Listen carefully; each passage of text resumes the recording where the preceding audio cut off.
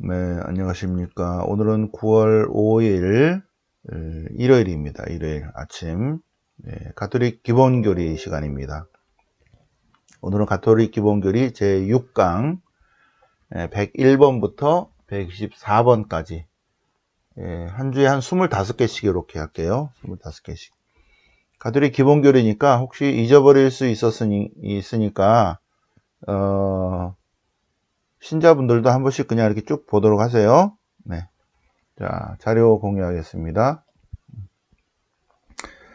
그리스도의 전생에는 어떤 의미에서 신비인가? 예수님의 삶은 신비 자체이시죠. 그죠? 예수님은 참 하느님이시며 참 인간이기 때문에 예수님께서 행하시고 말씀하신 그 모든 것들, 말씀과 행적, 그리고 마지막에 순환받으시고 죽으시고 묻히시고 부활하신 그 모든 것이 우리를 구원하시는 구원의 신비이다. 네. 그분이 하느님이시기 때문에 신비입니다. 하느님이시기 때문에. 네. 신비. 마우스가 어디 갔어? 신비인가? 다시 지우개. 잠깐만요. 지우개. 지우개 됐고, 강조 표시. 요거. 네. 예수님의 신비들 앞서 준비된 사건이 뭔가? 세례자 요한은 구약의 마지막 예언자입니다. 네. 구약의 마지막 예언자는 세례자 요한이에요. 구약과 신약의 기준이 뭐죠? 네. 신약은 어디서부터 시작이에요? 신약은 예수님이 시작을 하는 거잖아. 예수님이 오신다는 마지막 예언이 세례자 요한이 한 거예요.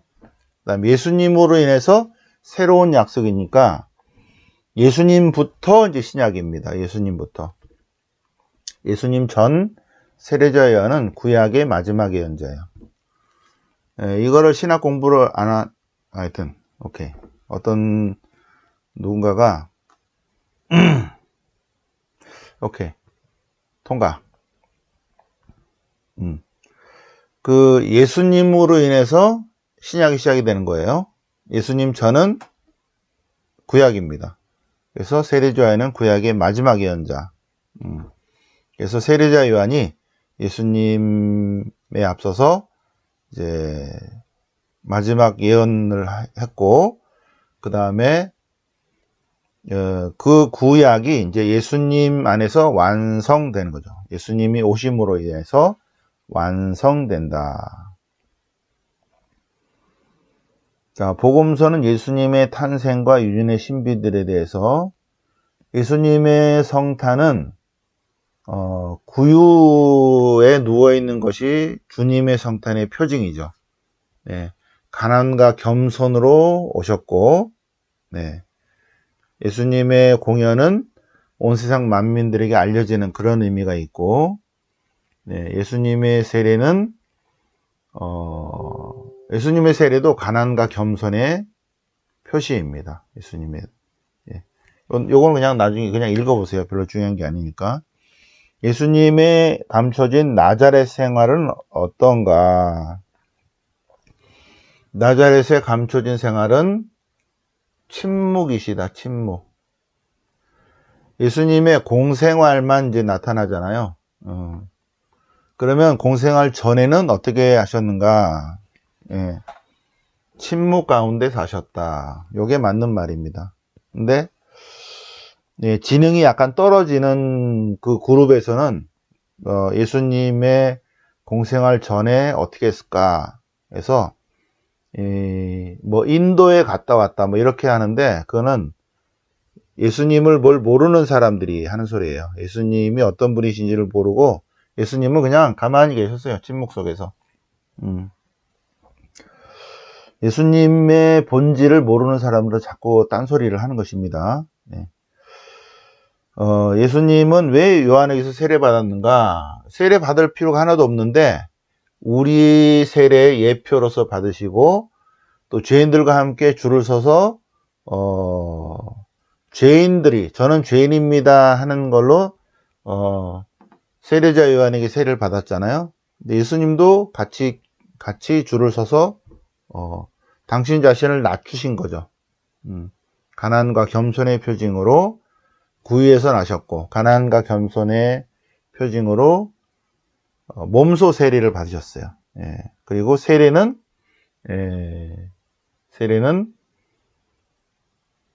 공생활의 시작입니다. 그래서 예수님의 세례는 세 가지가 의미가 있다고 그랬죠. 예수님의 세례는, 세례자 요한에게 받은 세례는 가난과 겸손의 표시이고, 두 번째 공생활의 시작이고, 세 번째 모든 사람은 다 세례를 받아야 된다는 것을 보여주신 것이죠. 예. 세례 받으심은 우리 세례의 예표이다. 예수님께서 공생활 전에 광야에서 유혹을 받으셨는데, 광야에서 유혹은 아담이 받은 유혹과 그 다음에 광야에서 이스라엘의 유혹의 재현인데, 그런데 예수님은 그 모든 것을 말씀으로 물리치셨다는 것입니다. 예수님께서 선포하신 하나님 나라는 누가 초대받는가? 모든 사람이 다 하나님 나라로 초대받습니다. 모든 사람이. 예수님은 왜 기적과 표징을 통해서 하나님 나라를 드러내시는가? 아까 말씀드렸죠? 강론 시간에 예수님은 말씀과 행적으로 하나님의 신비, 하나님의 구원계, 하나님의 뜻을 밝히셨어요. 말씀으로 가르치셨고 행적으로, 기적으로 그것을 드러내 보이셨습니다. 예수님께서 하나님 나라에서 사도에게 어떤 권한을 부여했는가? 12사도를 선택해서 부활의 증인이 되게 하셨습니다. 부활의 증인이 되게 하고 하나님 나라, 하나님의 통치에 대해서 사도들에게 당신의 권한과 사명에 동참하는 권한을 주셨다. 거룩한 변모인데 영광스러운 변모죠. 예수님께서 제자들에게 신앙 고백을 하게 하고, 그리고 순환과 부활에 대한 첫 번째 예고를 하시고, 제자 교육을 하시고, 그리고 영광스러운 변모, 제자들을 데리고 가시고, 특별히 수제자 몇 명 데리고 타볼산에서 당신의 모습이 변하는 것을 드러내 보이셨습니다. 영광스러운 변모, 거룩한 변모요. 그거는 부활의 표징을 미리 보여주신 사건이라고 그랬죠. 예. 주님의 거룩한 변모는 부활의 영광을 미리 제자들에게 보여주신 사건이다. 예수님께서 메시아로서 예루살렘에 입성하신 일은 예언서에 미래에 오실 메시아는 나귀를 타고 오신다. 말을 타고 군인의 모습으로 오는 것이 아니라 나귀를 타고 오신다. 나귀. 미래의 메시아는 온 인류의 구원자이신 메시아는 나귀를 타고 오는 걸로 예언자들이 예언을 했고, 예, 그래서 당신이 오시기로 된 메시아라는 표징을 보이신 거죠. 예루살렘 입성은. 예수님의 파스카 신비는 왜 중요한가?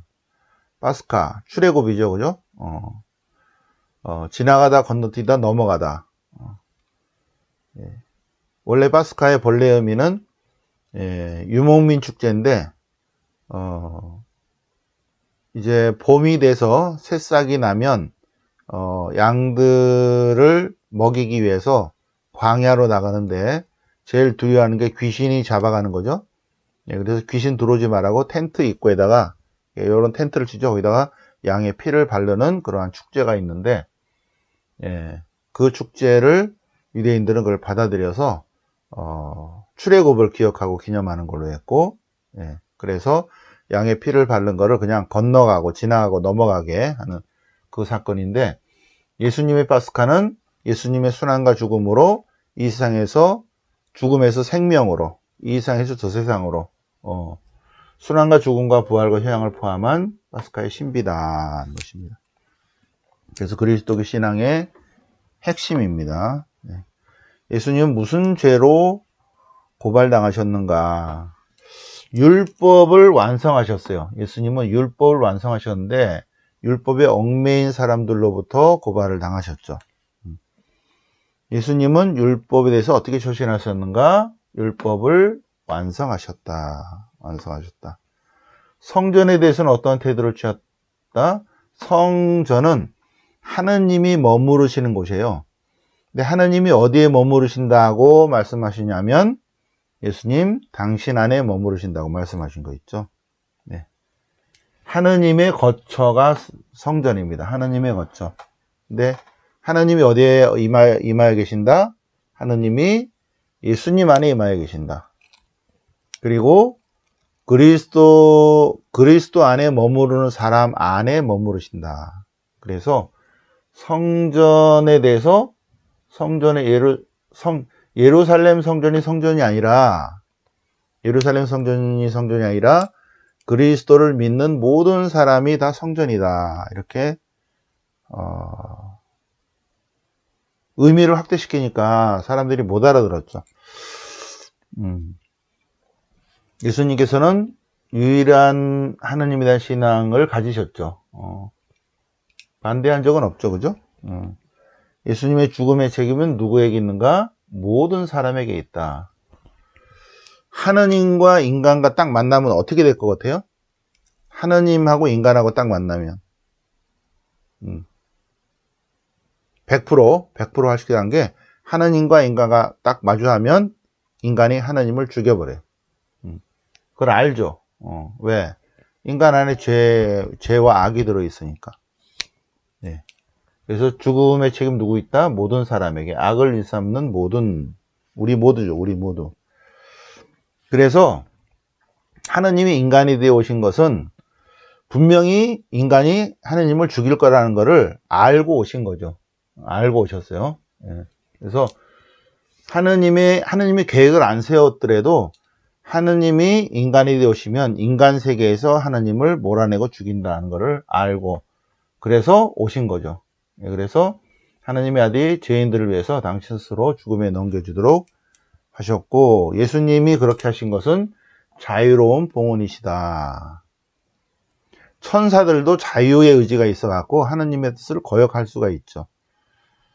인간이 되신 예수님도 자유의지가 있기 때문에 하느님의 뜻을 안 따를 자유가 있는 거죠.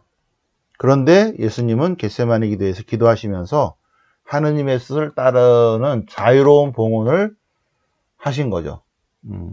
예수님께서 참 인간이시기 때문에 인간의 자유를 온전히 갖고 계셨다니까요. 근데 하느님의 뜻에 온전히 맡기신 거죠. 최후의 만찬에서 예수님은 어떻게 봉헌을 하는가? 빵을 떼우시면서 이는 내 몸이다. 잔을 돌리시면서 이는 새 계약의 피의 잔이다. 이렇게 제정하셨어요. 네. 그리고 사도들을 새로운 계약의 사제로 세우셨습니다.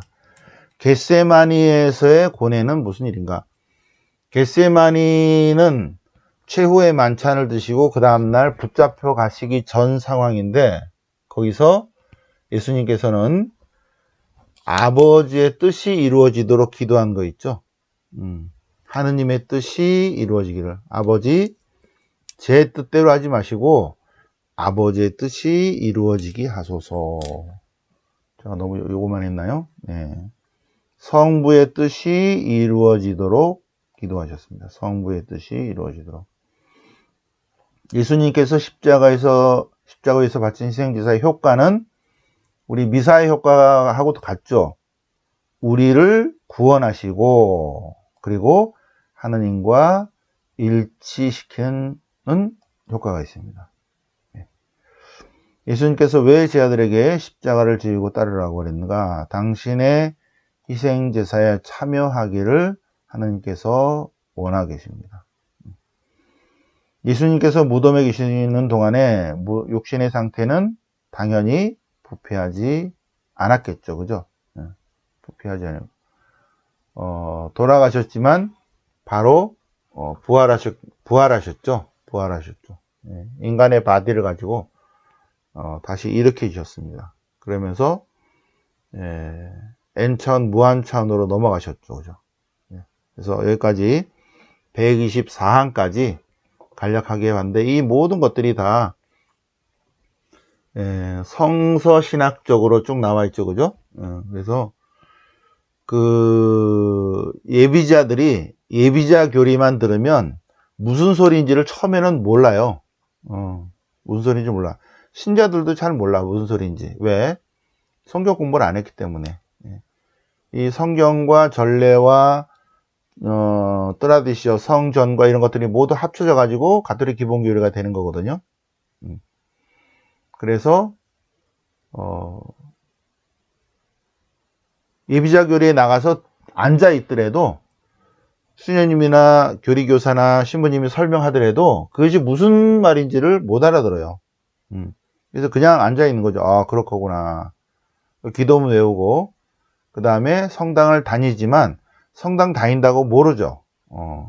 언제 알게 되냐면 성경 공부를 하면은 어렴풋이 알게 됩니다. 성경 공부를 하면서 모든 것들을 다 종합하면서 공부를 할 때 아, 그렇구나 해가지고 요약한 것이 이제 이런 문답집으로 딱 나온 거죠. 그죠? 이 모든 것들이 다 성경 안에 다 답이 다 있는 거죠. 그래서 반드시 성경 공부를 해야 됩니다. 성경 공부의 마지막은 가톨릭 기본 교리로 떨어져요. 그래서 이 가톨릭 기본 교리가 궁금하신 분은 어떻게 하냐면 가톨릭 신학대학을 다니시면 됩니다. 10년 동안. 그러면 결론이 뭐예요? 가톨릭 기본 교리가 되는 것입니다. 오케이? 가톨릭 기본 교리 공부 열심히 하시고 또 우리 월요 성경 통독 또 일요일 우리 주일날 신약 성경도 이렇게 열심히 하시기 바랍니다. 영광이 성부와 성자와 성령께 처음과 같이 항상 영원히 아멘. 성부와 성자와 성령의 이름으로 아멘.